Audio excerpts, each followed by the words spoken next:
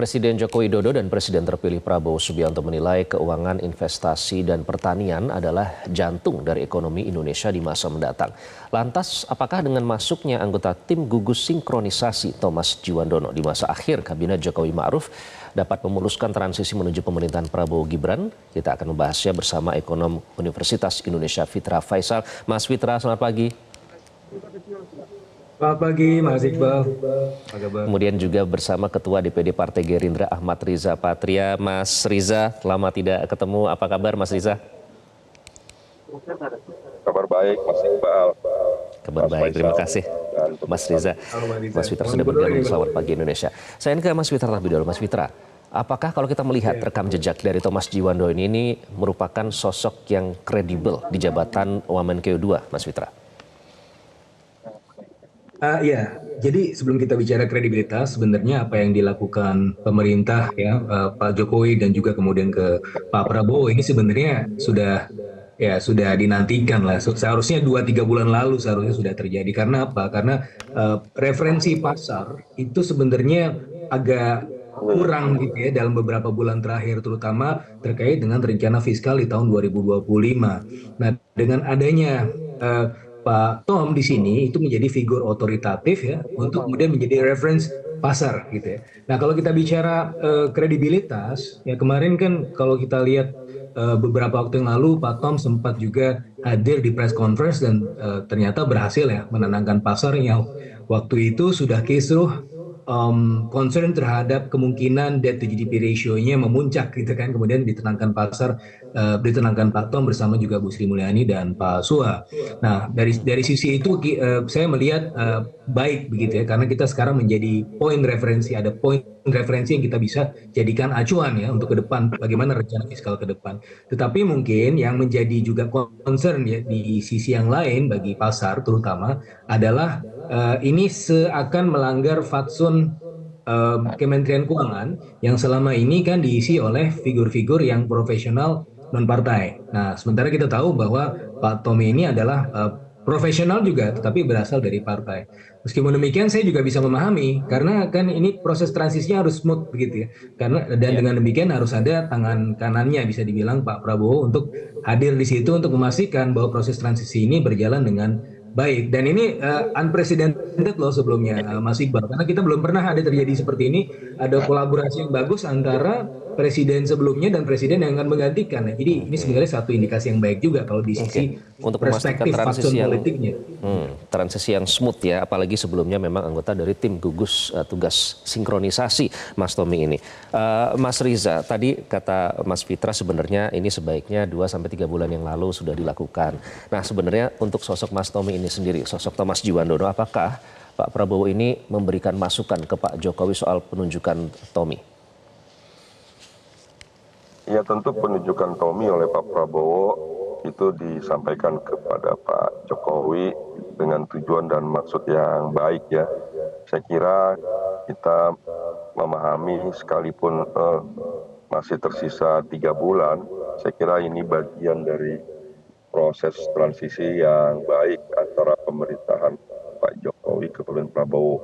Sebagaimana yang dijanjikan oleh Pak Prabowo, bahwa Pak Prabowo ke depan akan melanjutkan kepemimpinan pembangunan yang sudah dilakukan oleh Pak Jokowi dan akan terus dilakukan oleh Pak Prabowo. Di samping tentu Pak Prabowo akan juga melakukan terobosan-terobosan lain dalam rangka peningkatan pembangunan untuk memastikan juga kesejahteraan bagi seluruh rakyat Indonesia. Jadi saya kira ini sesuatu yang baik.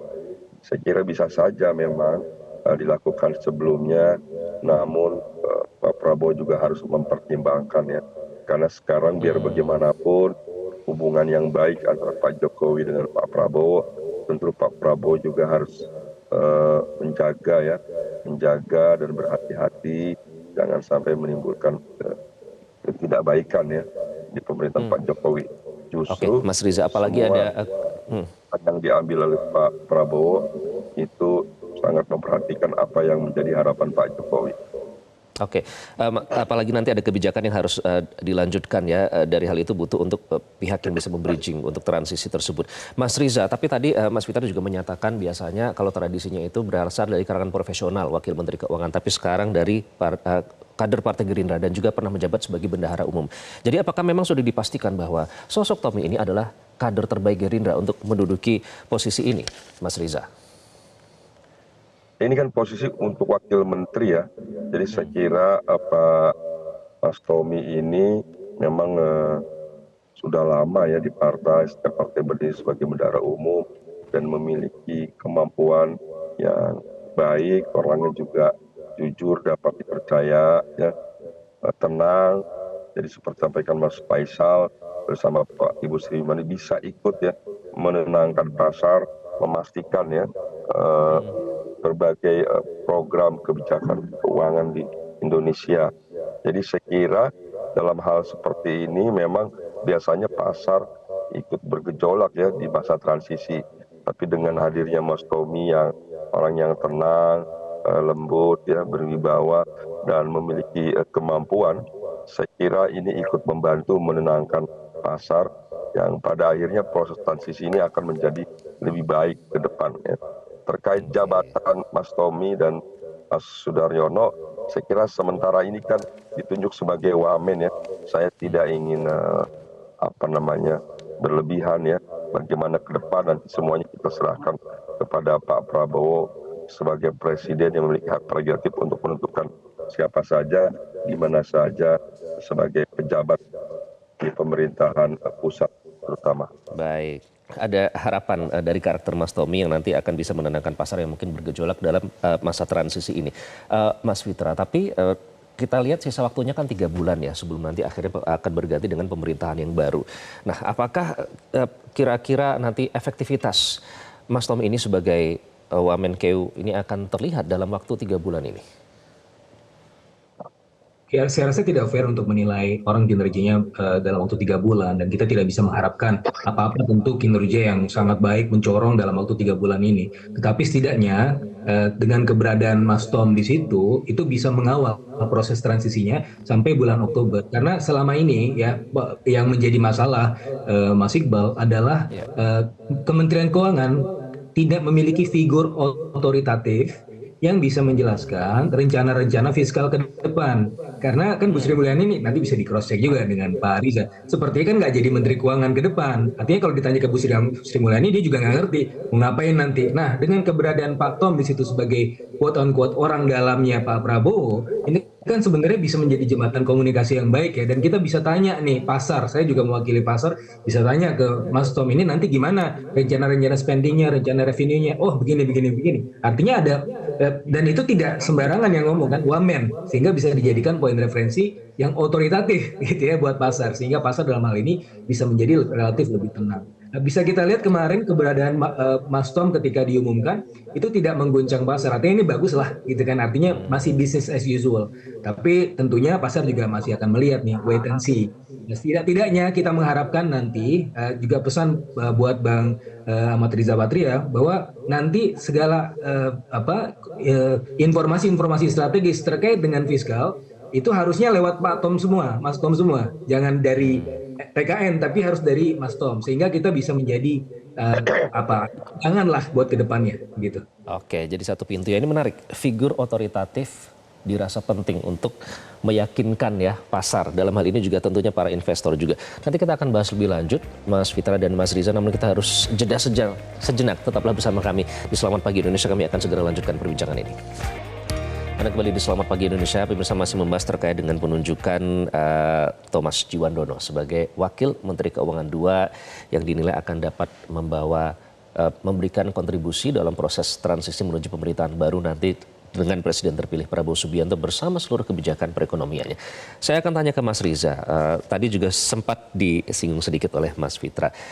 Ibaratnya kalau anak magang ya, itu kan biasanya akan dipilih untuk nanti mengisi posisi yang sudah istilahnya dia sudah pernah, jadinya dia tidak perlu diajarin lagi begitu. Nah, apakah ini nanti juga akan terjadi terhadap Mas Tommy akan disiapkan menjadi Menteri Keuangan, Mas Riza? Iya, saya tidak ingin mendahului ya. Saya kira posisi yang sekarang adalah wamen, dan saya kira baik seperti sampaikan Mas Faisal, betul penunjukan Mas Tommy itu tidak ada gejolak pasar di publik, sekalipun yang bersangkutan adalah bendahara, orang partai, orang dekat, bahkan keponakan, tidak bergejolak. Kenapa? Karena yang pertama adalah yang bersangkutan ini kan pembawaannya memang kalem, tenang, baik, santun ya, responsif juga. Kedua, yang bersangkutan memang juga memiliki pendidikan yang mumpuni ya, memang kebetulan sekolah di Amerika. Kemudian yang ketiga, yang bersangkutan juga anak dari seorang mantan gubernur BI, ayahnya adalah Pak Sudrajat Wandono. Jadi saya kira banyak hal ya yang membantu proses transisi ini menjadi baik gitu loh. Oke, tapi menurut Anda secara rekam jejak yang Anda sebutkan tadi memang sebenarnya artinya layak begitu ya? Kalau nanti menjadi ternyata diberikan amanah untuk menjadi Menteri Keuangan, Mas Riza?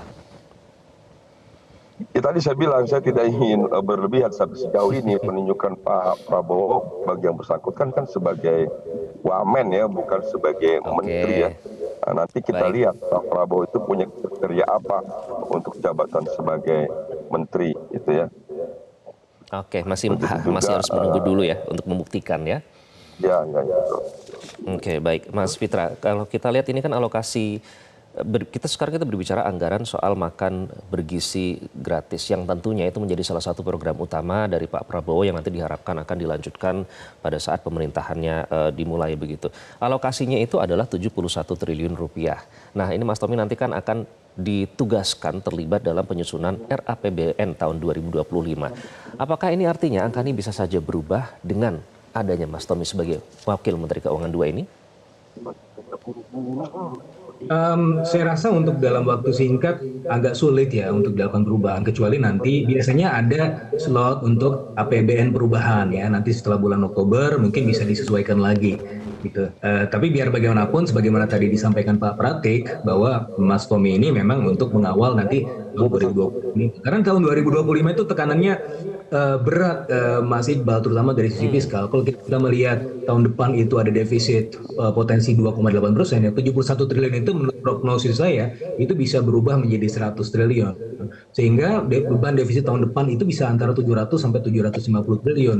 Jadi antara 2,8 sampai 2,9% dari APBN. Nah, oleh karenanya sebenarnya kalau dari sisi spending kan kita udah ngerti nih, ada makan siang gratis, ada nanti porsi dari IKN dan seterusnya. Yang belum jelas itu adalah porsi penerimaannya. Nah, ini mungkin yang bisa nanti dijelaskan oleh Mas Tommy. Beberapa kali saya sampaikan bahwa porsi penerimaan ini sangat penting untuk menjaga APBN ketahanan fiskal di tahun depan. Jadi misalnya, Mas, kan ini menjadi programnya Pak Prabowo dan Mas Gibran juga, bahwa ada potensi peningkatan tax ratio. Nah, memang betul berdasarkan hitung-hitungan saya bahwa 0,5% saja per tahun tax ratio itu naik, itu bisa mencapai 100 sampai 120 triliun potensi penerimaan. Bukan dinaikkan pajaknya ya, tetapi basis pengumpulannya digeser gitu. Nah, itu sebenarnya bisa lebih dari sekedar mengkompensasi defisit di tahun depan dan bahkan bisa dimoderasi. Karena begini, Mas Tommy, yang menjadi kekhawatiran para investor, terutama investor asing terkait dengan kita ke depan adalah karena rentang defisit terlalu besar, maka potensi pembiayaannya juga besar. Ketika pembiayaan besar, maka itu akan mendepres bond market. Ketika bond market kita terdepresi, yang terjadi adalah ya rupiahnya kan akan menjadi relatif lebih lemah. Nah, itu yang kemarin menjadi permasalahan selama 2-3 bulan terakhir. Makanya saya bilang, ya ini sebenarnya kalau bisa dari sebulan-bulan yang lalu harusnya sudah ada figur yang otoritatif seperti ini yang bisa menjelaskan rencana-rencana penerimaan dan juga pengeluaran ke depan. Jadi sebenarnya bisa lebih awal begitu ya untuk memetakan permasalahan tersebut untuk dicarikan solusinya. Nah, salah satunya mungkin dengan cara menggenjot penerimaan dengan meningkatkan potensi tax ratio itu tadi ya. Mas Fitra, kalau kita berbicara soal target ya pertumbuhan ekonomi. Waktu itu Pak Prabowo di Qatar pernah bilang ingin menaikkan target pertumbuhan menjadi 8%. Nah, ini apakah nanti bisa digenjot? Istilahnya saya membayangkan naik dari sekarang kan 5%, nanti untuk menjadi 8% itu kan agak susah ya. Nah, apakah itu bisa ditunjukkan dari kontribusi Mas Tommy ini sebagai Wamen KU2? Ya, sebenarnya sulit Mas untuk sampai 8% ya. Karena dalam 10 tahun terakhir kita ini exclude pandemi, average yearly growth-nya cuma 5,07%. Itu sudah bangun infrastruktur macam-macam.